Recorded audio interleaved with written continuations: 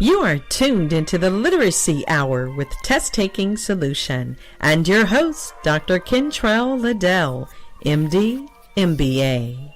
The purpose of this show is to help mitigate health disparities, improving literacy related to health, economics, and education. For all your professional development, professional management, and educational support services needs, contact Test Taking Solution, where we're igniting success. Located at 2104 Thousand Oaks Drive in Jackson, Mississippi. Literacy is knowledge and knowledge is power. Thank you for joining the Literacy Hour.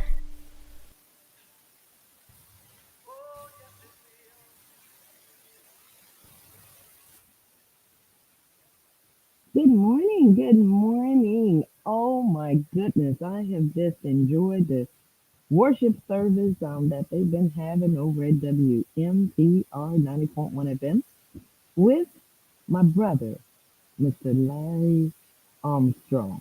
Boy, thank you so much, everybody, for tuning in. You know what I say every Tuesday morning? A change is going to come. Now, let me say it just like Cook said it. A change is going to come. If we don't give up and just keep going. Don't give up.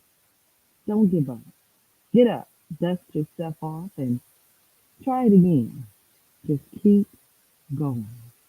Good morning, everyone, and thank you for joining me this morning. It's Tech Tuesday here on the Literacy Hour, sponsored by Test Taking Solution and its foundation, where we focus on enhancing literacy and mitigating health disparities. I'm your host, Dr. Kentrell Liddell, the founder and CEO of Test Taking Solution. I want you to subscribe to this YouTube channel and follow us on Facebook and Instagram. You don't want to miss a beat. If you actually are on YouTube at this time, you should see our Facebook and Instagram handle right there on the screen, TT Solution LLC. And of course, our YouTube station is Test Taking Solution Foundation.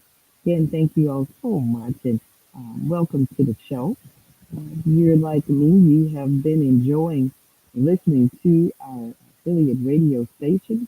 We're going to talk AI this morning, artificial intelligence, because it will eventually impact nearly every area of our lives.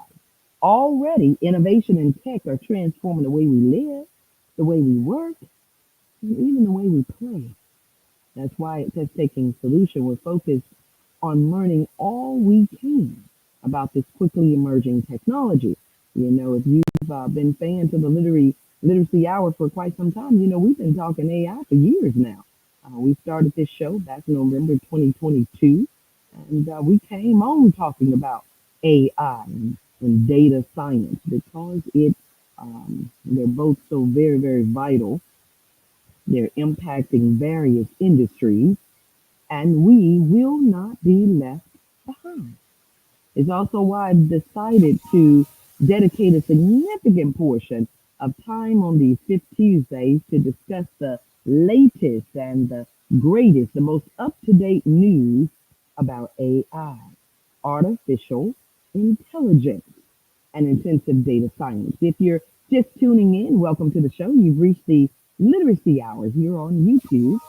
Heard also on WMPR 90.1 FM, WFQY 99.1 FM, and WGBQ 93.1 FM. Again, I enjoyed listening to WMPR 90.1 FM this morning with Mr. Larry Armstrong. He and Lady Cherie holding it down. They had a wonderful discourse as usual. They're such uplifting people. My goodness, you can't help but get happy and just get your day started off right when you're listening in to them. Right now, you're able to catch the Literacy Hour live streaming on our YouTube channel and on the noble and historic WMPR 90.1 FM, the voice of the community, in case you didn't know, serving the Jackson metro area primarily, but it's being live streamed all over the world. Mr. Larry Armstrong is holding it down over there right now. We thank him.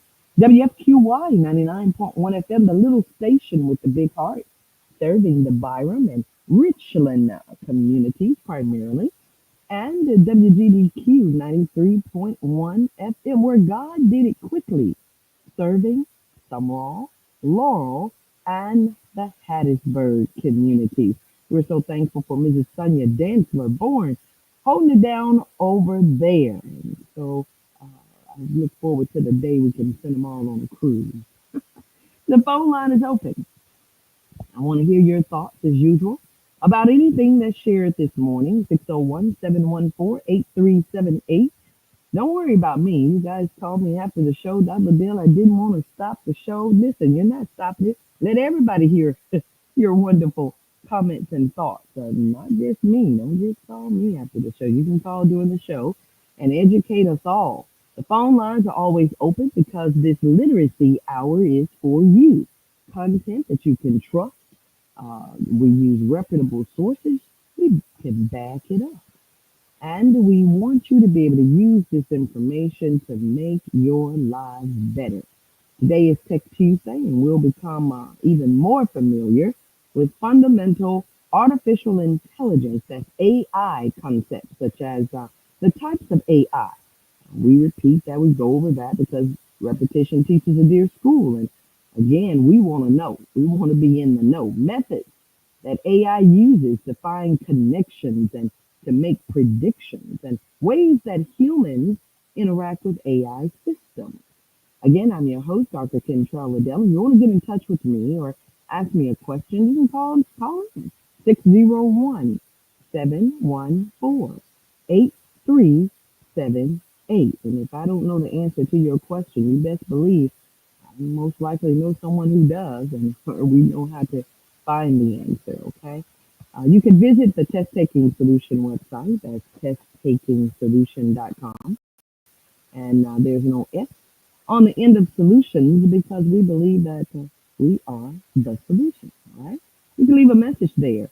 You can also visit our foundation's website. That's ttsfoundation.org, and leave a message there. Our community, guys, can become stronger, more cohesive, even more powerful if we enhance our literacy, increase our knowledge. You know what the Bible says. People perish for lack of knowledge. Literacy, teamwork, community engagement, they're vital to the success and health of any community. And speaking of community engagement, I have a couple of announcements I want to make. Don't forget, daylight saving time will end for the year at 2 a.m. local time on Sunday, November 3rd, when we fall back and gain an extra hour of sleep. The marketplace open enrollment on healthcare.gov runs from November 1st, okay, a few days away, to January 15th. It can last even longer in states that run their own state-based marketplace. CMS, you might recall, stands for the Centers for Medicare and Medicaid Services. They're encouraging all consumers to select a plan by December 15th so that your coverage can start on January 1st. Now, let me say that again. It's time for you to go out on the marketplace, healthcare.gov. If you don't have an employer-based insurance, or if you don't have your own private insurance, there are insurance plans available on healthcare.gov, and they're good plans, guys. Some of them just cover healthcare. Some have a combination of healthcare, vision care, dental care, and the prices tend to be quite affordable if you fall in certain brackets and eligibilities, etc. Um, Consumers who select a plan between December 16th and the end of open enrollment on January 15th, your coverage is going to start February 1st. So again, to have your coverage start January 1st, you want to go ahead out there to healthcare.gov, which is going to run from November 1st to January 15th. That's called open enrollment. Open enrollment. But I tell you, I've had some colleagues, some other physicians to tell me, in home health agencies to say that patients are called throughout the year about various insurance coverages, supplemental packages and things of that nature. So it seems like we have open enrollment all year long. And that's what it seems like. But I want you to know the real deal. The real deal is that open enrollment, the time for you to select, make sure that your insurance plan is giving you exactly what you need is November 1st to January 15th. And don't be fooled now. We've talked about it here on the Literacy Hour, second Tuesdays, which is when we focus on health literacy. I've broken down for you before the marketplace, and I've shared with you. Now, it can be a little tricky. So if you need any help, Test Taking Solution is a certified designated organization, CDO, with CMS. Yes, our organization has been vetted, went through several steps of an application process because we want to help our community. We want to enhance the literacy of our populace. And so you can call 601 714 8378. And I have someone there in my office, Mrs. Newsom. She'll be happy to assist you with going out on the marketplace and looking around, shopping around for a package that is right for you. So don't feel like you have to do it by yourself. Also, don't just think about local. You know, healthcare.gov has a call center. You can call them too for assistance. The number to call is 1 800 318 2596. But for those of you who know me and know me well, if you were to call my office, you also know that you won't hear your business in the street. We have a very strict confidentiality policy at Test Taking Solution. That's why you never hear our scholars' names. We may put pictures up and have a good time, but we just believe in confidentiality. Your business is your business, and no one else should know about it. So feel comfortable that should you work with anybody at Test Taking Solution, your business about your health care and your needs will be strictly held confidential and protected. It's just what we do. But assistance is available if you call the call center 24/7. Assistance is available in 200 languages. Hablo español muy bien, but I want you to call the call center if you do speak a language other than English so that you can get all of your questions answered in the language that you need them answered in. Want you to be aware that consumers can also find a local assister, an agent, or a broker by visiting healthcare.gov. You can select the Find Local Help option. And again, you'll find that Test Taking Solution Foundation is one of those organizations that CMS has included as a certified designated organization. I have some news to share with you about the National Science Foundation Regional Innovation Engines Grant. You know, we've been excited about it. We've been following it right here. You might recall that I told you that we had been waiting to hear if Tougaloo College would be invited to submit a full proposal, which was to be due in February 2025. The emphasis of the National Science Foundation, NSF, Engines program is to create new businesses and spur economic growth in sectors that are critical to American competitiveness. We are Americans and we are competitive. We want to be the best in the world at what we do, right? So this National Science Foundation grant is going to create new businesses and spur economic development in those regions of America that have not fully participated in the technology boom over the past several decades. Sounds like Mississippi would have definitely qualified, huh?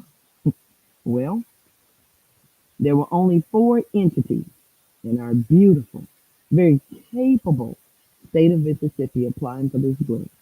That's Ole Miss, Mississippi State University, Southern Miss, and my dear equal queen, Tougaloo College.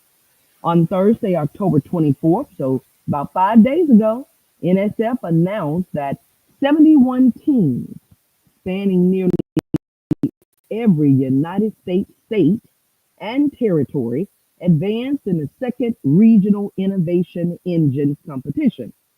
Not a single one of those 71 teams is a Mississippi based team. Not one. Of the 71 teams invited to submit for proposals to the NSF Engines program, 23, or nearly a third, are led by organizations located in NSF established program to stimulate competitive research jurisdiction. So 23 are located in places where NSF already had established programs. I thought they were looking for places that have not fully participated.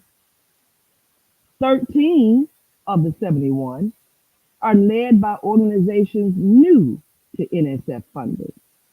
Okay. 23 are led by non-academic organizations, and 9 are led by minority serving institutions. In addition, nearly half of the teams advancing received an NSF Engines Development Award, effectively a planning grant, back in May 2023. So that's it. What I did realize that from my analysis is that they really focused in on technology. And that is why I bring it up today on Tech Tuesday, because I want you to see how important it is that we as Mississippians begin to focus even more on technology. It's the way of the future. We will not be left behind. So with this $160 million grant, the key technology areas that these 71 teams that are advancing focused on are these. This is what their proposals focused on. Listen carefully. There was one of the 71 teams whose primary technology area is artificial intelligence. 13 of them made it their secondary high point of their proposal. 5 of the teams focused on advanced computing and semiconductors. 4 of the teams, I'm giving you those that made these topics their primary focus, the key technology areas: artificial intelligence, advanced computing and semiconductors.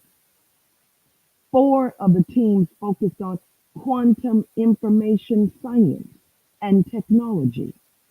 12 teams focused on robotics, advanced manufacturing. 9 teams focused on disaster prevention and mitigation. 2 teams focused on advanced communications.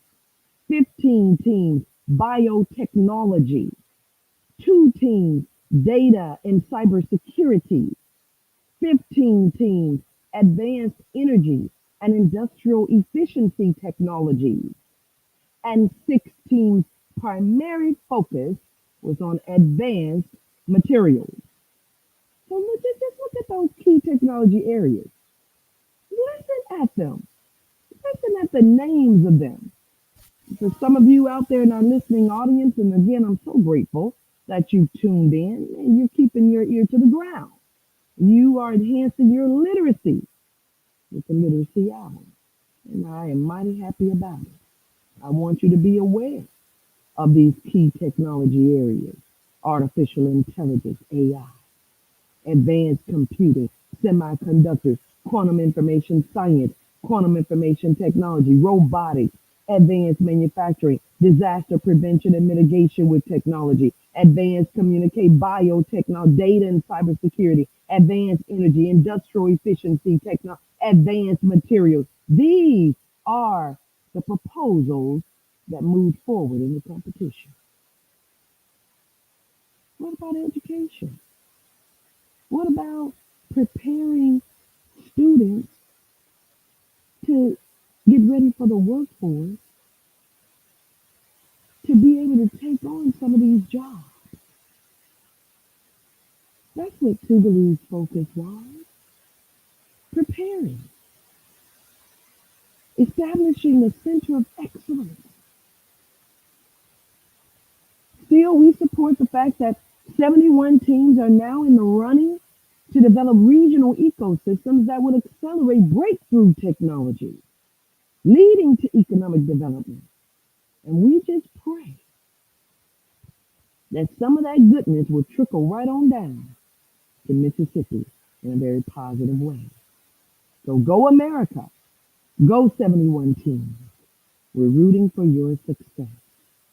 Also, for those of you who know Tougaloo College, the Eagle Queen, led by President Dr. Dunzel Lee, like I do, and you know we're not stopping in no kind of way, right? I know that was a double negative. Listen, I'm trying to break it down and let you know, monkeys don't stop a show. We do not give up. We keep going. And that's what I want you to do. Children, youth who are on your way to school, I know because you tell me that you listen to the show, and I'm glad you do. Get to school, listen to your teachers, take good notes, focus, and don't give up. Don't give up. Keep going. Tougaloo College has already established the Robert Smith, that's Dr. Robert Smith, Center of Excellence, focused on rural and community health. And it's going to continue to get stronger and stronger. Tougaloo College was selected to receive $1 million in grant funding from Google's Cybersecurity Clinic Fund to establish the Tougaloo College Cybersecurity Clinic. Cybersecurity clinics at higher education institutions provide free digital security services to under-resourced organizations, similar to how law or medical schools offer free community clinics. So Tougaloo now has established a free cybersecurity clinic. It's headed up by the clinic director, Ms. Demetria White.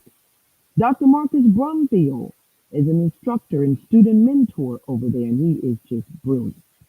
All of these people, all the staff are. Professor Sharon Streeter, my goodness, she was such an inspiration even when I was a student on campus. She's an instructor and client liaison for the cybersecurity clinic. And then there's Dr. April Tanner, who's a subject matter expert. You want to get a word to the Tougaloo College Cybersecurity Clinic, email them at Google Clinic Mail, just like that. Google Clinic Mail at tougaloo.edu. And don't worry about it if you miss it. Just go to our YouTube channel and replay this portion of the show. It's archived right there. And you'll be able to write down that email address. No worries. They're going to provide intern training. The clinic will train students to help organizations at risk to defend themselves against cyber attacks. They will provide client services, pro bono services for community organizations, churches, healthcare entities, small businesses. They will promote awareness. That's what I love. Really enhancing our literacy about cybersecurity, cyber attacks, helping us to protect ourselves. Now, let me show you how big of a deal this is. Tougaloo College is just one of 4 HBCUs across the entire country. One of 4 selected by Google to be the site for this cybersecurity clinic. Thank you, Google. So students, if you are juniors and seniors, eyeballing graduation and a place to attend school after high school, and especially if you're interested in cybersecurity as a career, Tougaloo College is where you want to be. Contact Tougaloo directly, or you can contact our office, and we'll put you in touch with the right person. Listen, cybersecurity is already a really sought-after career field. It's only going to grow in the months and years to come. And here's why. According to Security Magazine, there are over 2,200 cybersecurity attacks each day. And that breaks down to nearly one cyber attack every 39 seconds. Cybersecurity has become a global priority. And so, students, I want you to understand that unlike when I was going to college, cybersecurity is now a very viable career opportunity for you. There's a hacker attack every 39 seconds, y'all. A Clark School study at the University of Maryland is one of the first to quantify the near constant rate of hacker attacks of computers with internet access. Again, every 39 seconds, on average, 1 in 3 Americans is affected by a cybersecurity attack. Non-secure usernames and passwords we use that give attackers more chance of success. There was also another article I read. It came out of Research Insights. Research Insights. And it was published by the National Institute for Healthcare Management Foundation. It's entitled, How Do Ransomware Attacks Impact Rural Hospitals? And that's right down my alley. Healthcare. Healthcare management. And now the National Institute for Healthcare Management is making sure that we all stay informed about ransomware attacks. The article provides an overview of a study regarding the likelihood of ransomware attacks on and the degree to which such attacks result in what? Operational disruption at our urban and rural hospitals. And see, findings from studies like these, you all, can inform cybersecurity regulation. We need this type of information to inform protocols in rural settings. So let's keep supporting the efforts of Tougaloo College, a premier undergraduate institution right here in our state of Mississippi. You know, I love our state. I brag on our state everywhere I go because I truly believe that we're just the mecca of the country. So, you know, it's a beautiful state. Um, we have a lot of work to do in terms of our relations with one another, but I think a lot of that is policy driven. And I won't spend a lot of time during Tech Tuesday talking about that. You know, some of you have felt the brunt of some of those policies, such as disenfranchisement of people after they've completed their sentences, not allowing folks to vote. I mean, that just doesn't even make any type sense. No kind of fairness type sense. It's unjust. And those are the kinds of things we got to deal with here in our beautiful state of Mississippi. Okay? Reparations will even the playing field. We've talked about that too. And if you want to listen to more of that type conversation, tune into the Literacy Hour on third Tuesday when we explore financial literacy. You see, because how can you talk about being literate about some finances if you don't have finances to be literate about?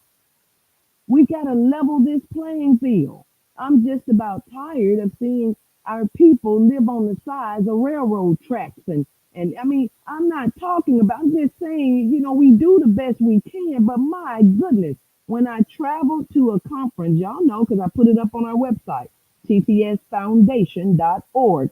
Just go over there and click on the Literacy Hour page, and you will see pictures of me driving, you know, up into, I think I was going up to the Delta area, but on up through there. I went all the way almost to that Memphis line for a barbering conference here recently, and I just saw fields and fields for days and days. Then some windmill type things started coming up. I got pictures of all of that. These solar panels, all this stuff going on up there, and I guarantee you, not one African American owns any of that. I guarantee you. And so I'm not mad at my brother and sister of other races, not at all. But what I am saying is, y'all know this stuff is not fair. It's not fair when African Americans with excellent credit scores and good payment histories, etc., can't even walk into a bank and get a loan to start their business or to grow their business. It's not fair. It's not fair when you got black farmers, and we've had that conversation as well. Again, go to our website, ttsfoundation.org, and you will see some USDA documents that we've posted recently about the additional $250 million that they are providing to distressed borrowers, okay, of farm loans. We've been keeping up with the Discrimination Financial Assistance Program, which has closed, and so on and so forth. But we're watching all of this stuff and just bringing it back home to today's topic, Tech Tuesday. That's why I say we will not be left behind. I am encountered by brilliant students every day at Tougaloo College. I have a brilliant staff. I will put that team up against anybody. If you don't believe me, come on over to Test Taking Solution and try it out. Some of the best minds across various industries working in my building. And I thank God that I'm able to provide those type jobs. But it's a struggle. It's a struggle to keep the literacy hour, for example, every Tuesday morning, bringing you this information so that we will not be left behind. And this airtime is not free. I don't get paid, and I'm not advocating to get paid. Listen, I done told you before. If you don't believe me, go check out our YouTube channel and play back some of those earlier episodes, and you will hear me say, and I'll take it to my grave. If my house was paid off and my car was paid off, I'll do everything else for free. Give me a little something to leave for my grandchildren, future grandchildren, and I am good, right? Because we need some people who are selfless and don't mind helping other folks, don't mind getting our community where we need to be. We got to get this information out because we will make better decisions when we're better informed.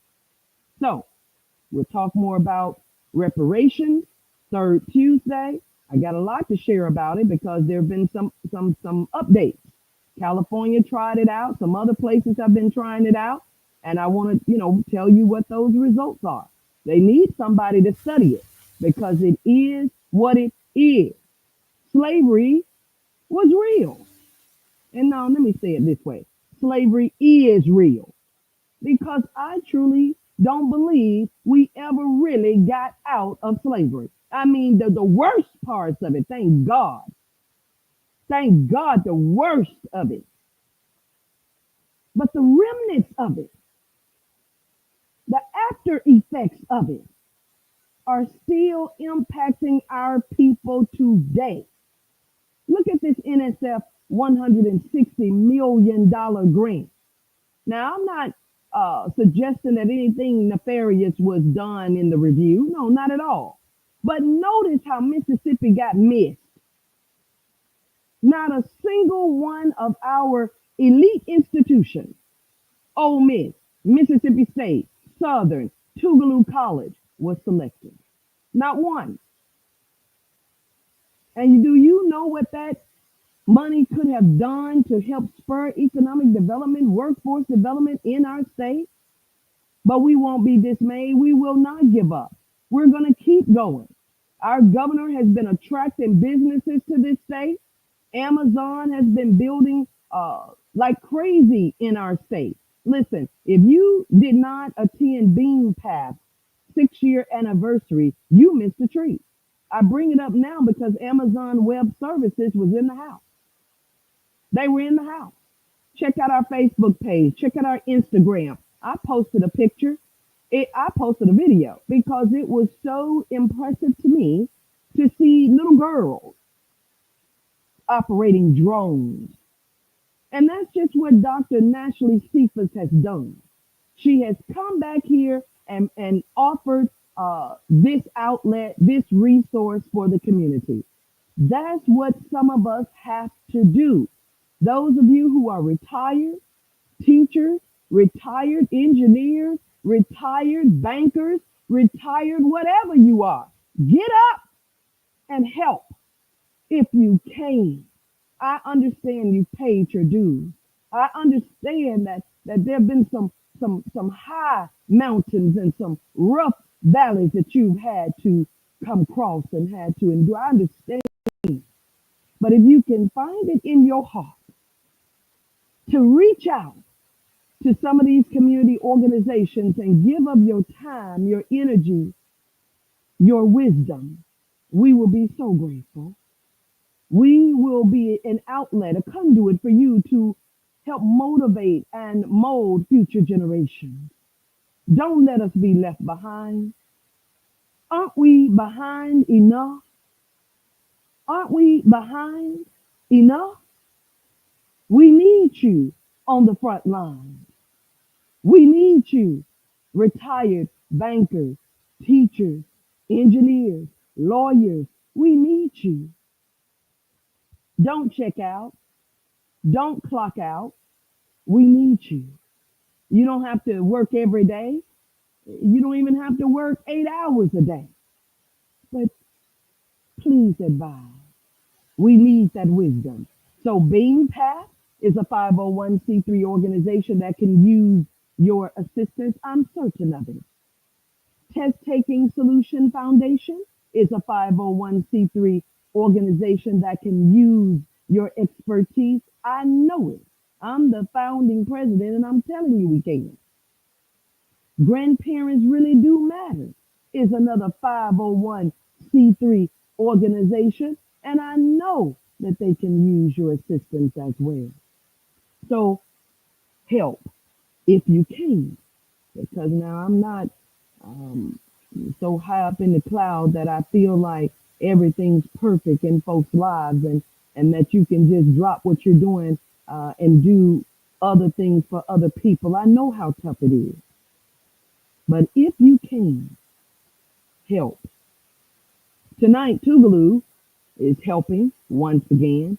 Tougaloo has a special evening planned. They'll be kicking off the night with senior night for the volleyball team, which will be a pink out game to help raise awareness about breast cancer and the fact that early detection has been shown to save lives.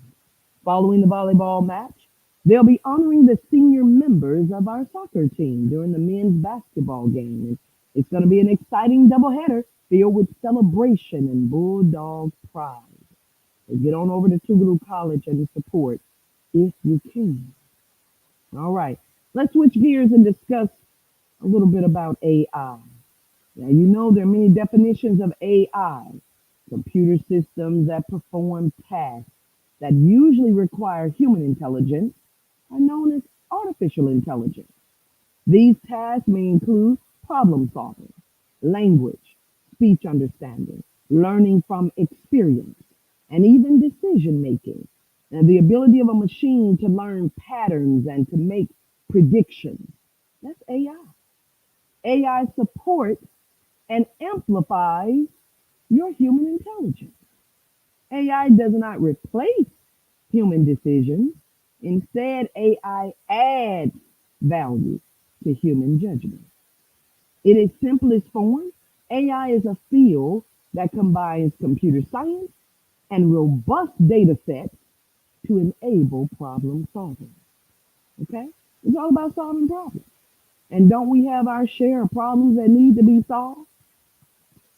I've been particularly interested in watching the rise of AI in public health.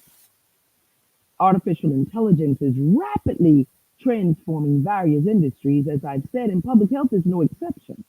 AI refers to the ability of machines to mimic human cognitive functions, such as, again, learning, problem solving. Machine learning, that's a subset of AI, you all. It allows machines to learn from data without explicit programming. I enjoyed my machine learning experience as a master's level business administration student in the College of Business at MSU, Hail State. Absolutely enjoyed learning about machine learning. My goodness. I worked at Camgen for that experience, and wow, I cannot begin to tell you how blown my mind was, and I'm not exaggerating. I think you would have felt the same way had you seen some of the stuff I saw. Machine learning, deep learning is no joke. They're using artificial neural networks to model complex relationships with data. And what are we doing at Test Taking Solution? Helping our students get a firm foundation in reading, math, science, English language arts, so that they too can understand these more complex relationships of data and information. Our students do well. You don't believe it? You can ask any parent who brings their child to test takers. So they'll tell you. I don't have to tell you. They will tell you. I got a waiting list now. We don't have enough room at our current location to uh, service the number of students who need help, which is why I'm also excited about our Harvey site. Um, and we're trying our best to get that site open. It's downtown, and we're looking forward to being on Main Street in a mighty, mighty big way. We thank God for the Harvey family who saw fit to provide that location to our foundation to continue the work of preparing our youth. And we're going to do just that. We're going to make them mighty proud. I just, I got so excited this weekend at Boone Path. Man, I'm so proud of Dr. Cephas because I know she didn't have to, but she did.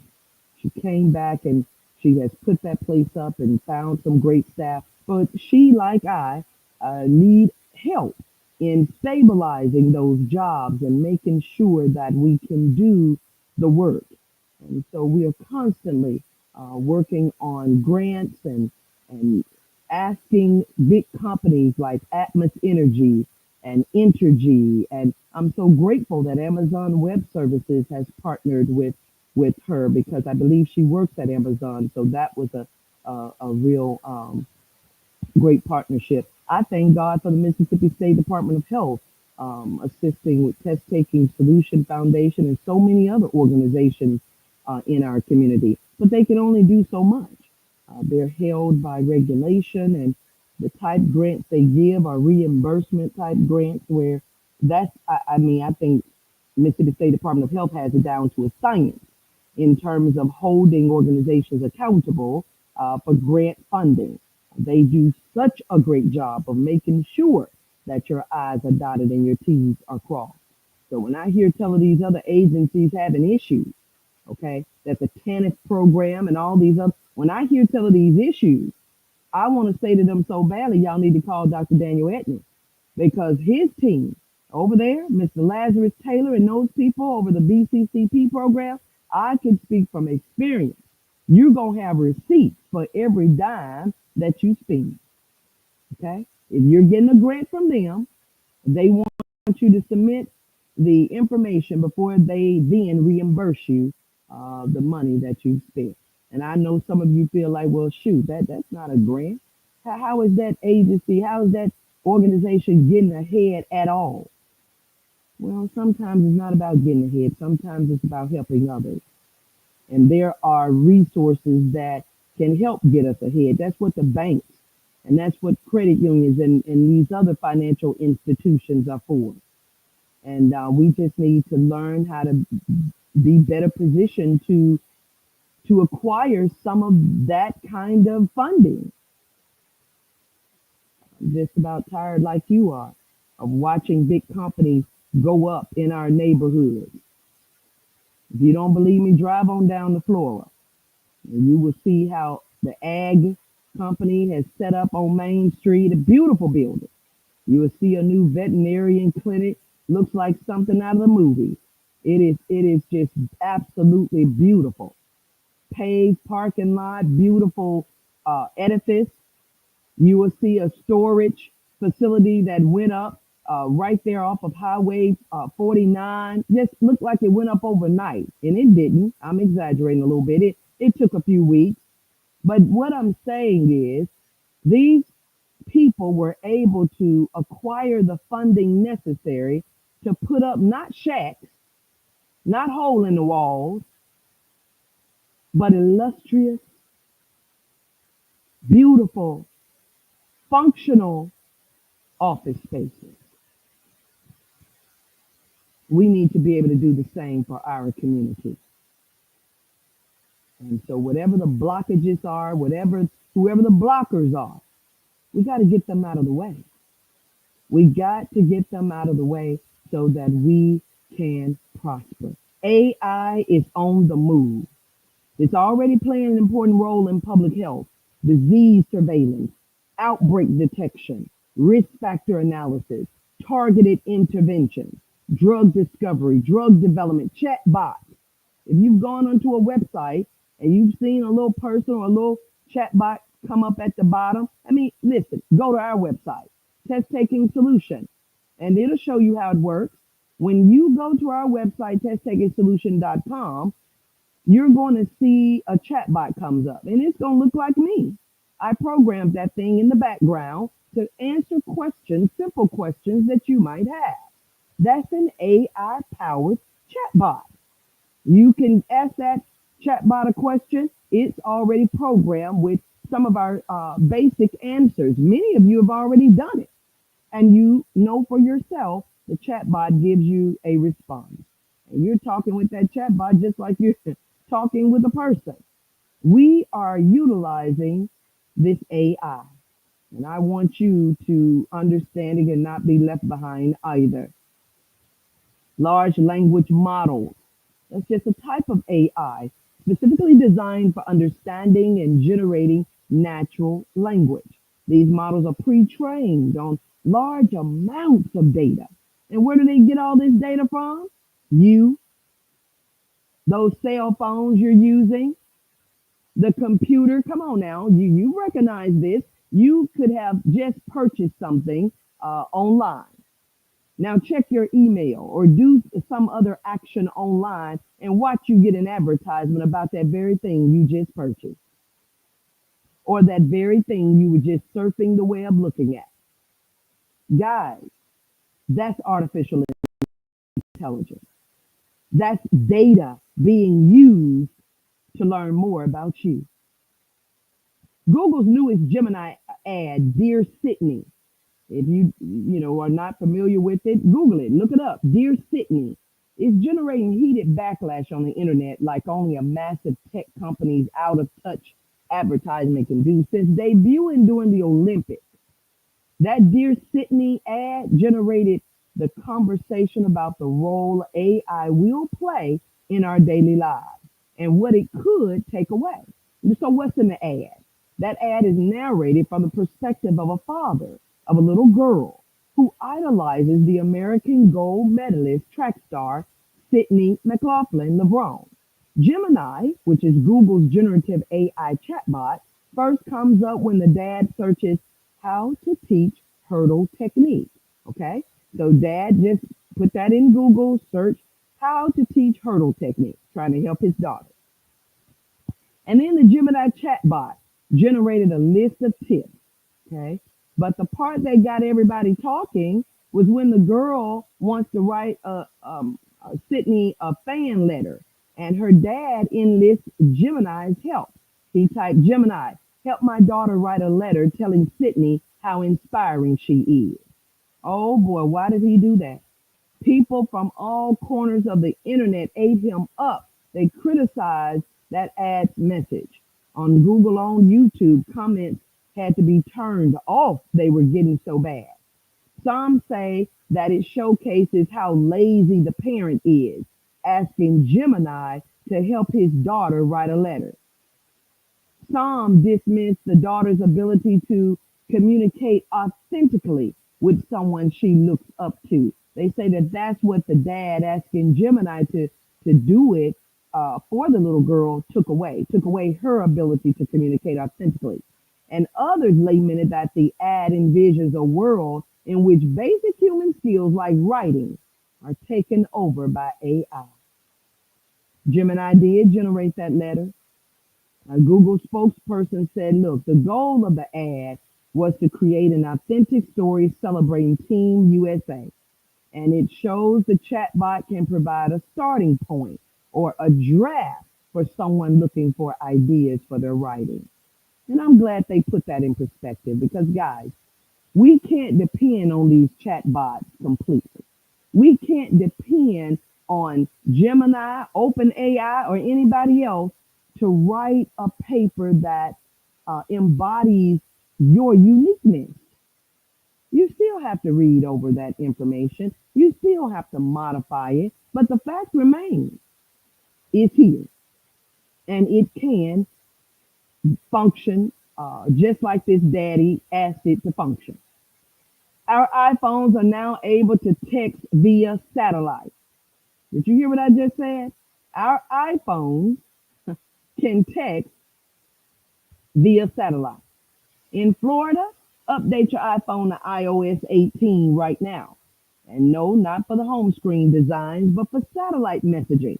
If cell service goes down when a hurricane hits your coast, the iPhone can be a lifeline to your friends, your family, emergency services.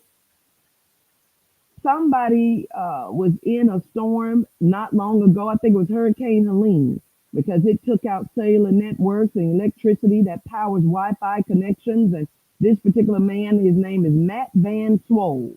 He lives 10 miles outside of Asheville, North Carolina. Anyway, he couldn't tell his family that he was safe. But once that storm passed, he stepped outside, pointed his iPhone 15 Pro Max to the sky, and it said connected. Do you hear me? All of a sudden, he said, my phone just started lighting up with these texts from my parents, my friends. He cried because now he was able to get a text out to his parents.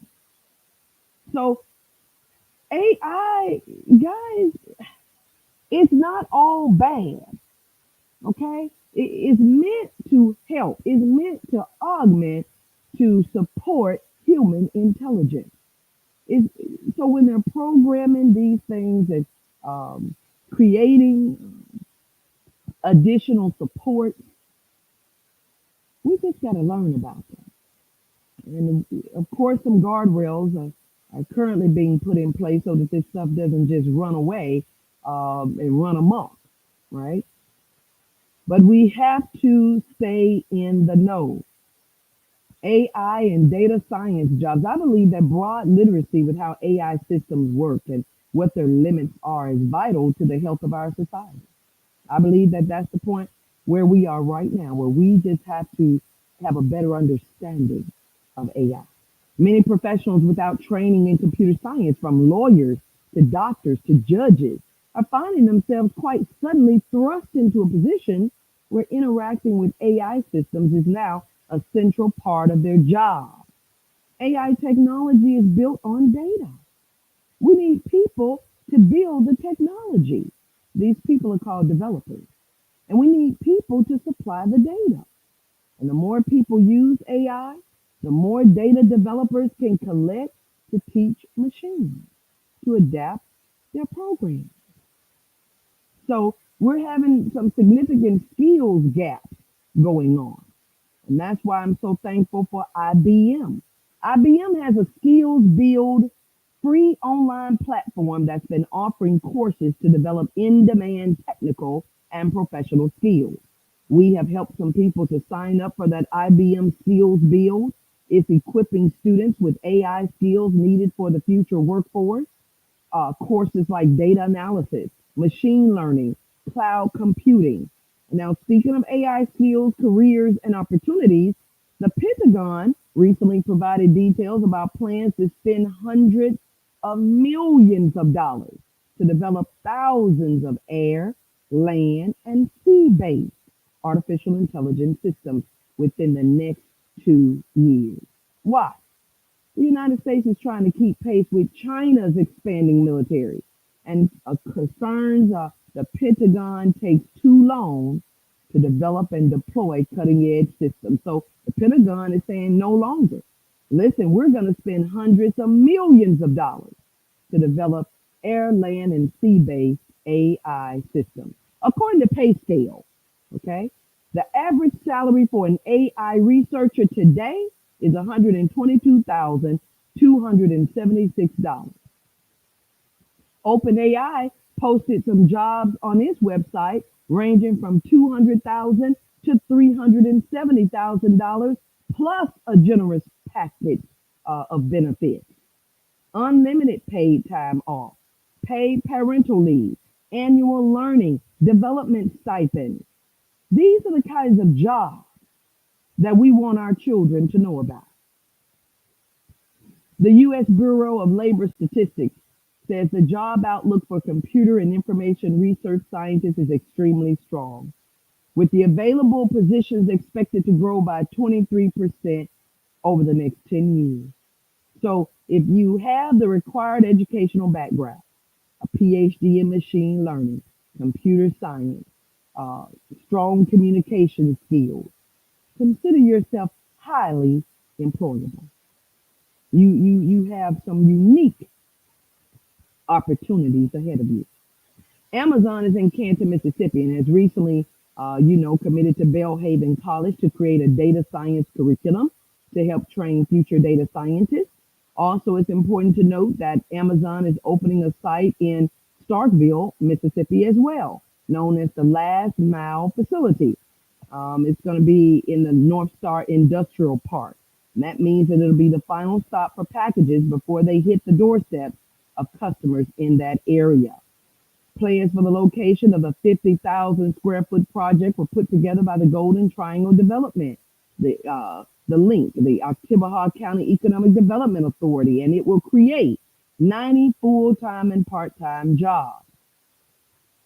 Now, our Research and Innovation Center is based at Harvard Graduate School of Education for another project that they have going, just to kind of keep the guardrails on some of this AI, that all tech is human. And you can visit that Project Zero at Harvard Graduate School of Education. They're just creating knowledge and research-based resources to help people, especially the youth. I want you to know that AI related grants are available. The National Science Foundation just released a planning grant to create artificial intelligence ready test beds. So NSF is seeking new approaches to develop and evaluate novel AI methods in real world settings. We can tell you more about that if you call our office as well, if you don't want to Google it. There's an infamous nuclear plant going to restart to power Microsoft.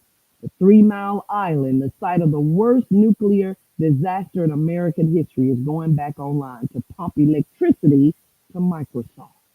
You hear me? They are going to use nuclear power now, you all.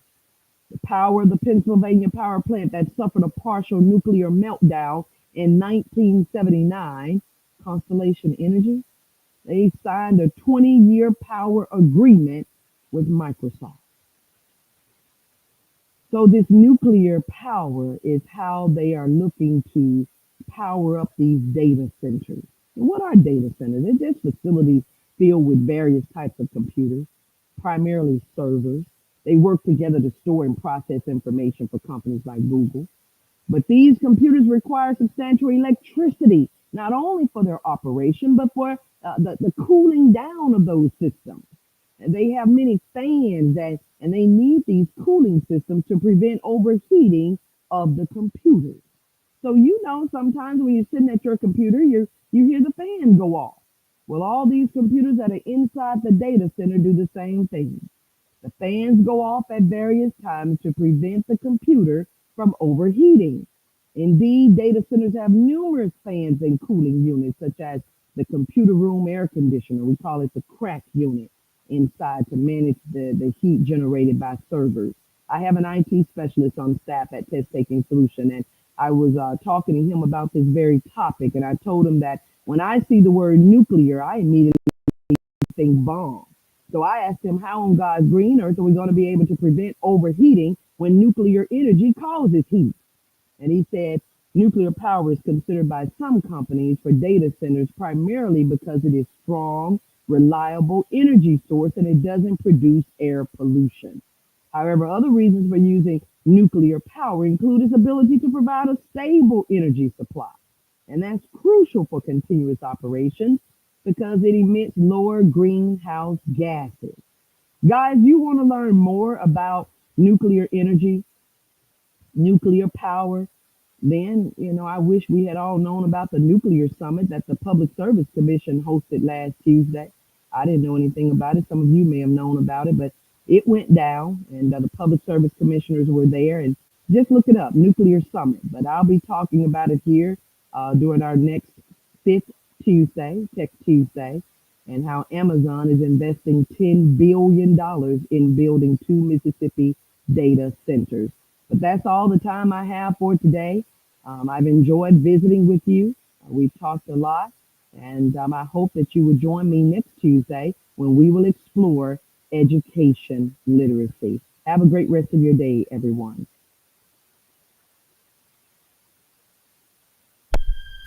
For the past 1 hour, you have been listening to the Literacy Hour with Test Taking Solution and your host, Dr. Kentrell Liddell, MD, MBA. We are located at 2104 Thousand Oaks Drive in Jackson, Mississippi. Visit us on the web at www.testtakingsolution.com. Join us each Tuesday from 7 to 8 a.m. for another life-changing conversation here on our podcast live stream and affiliate stations.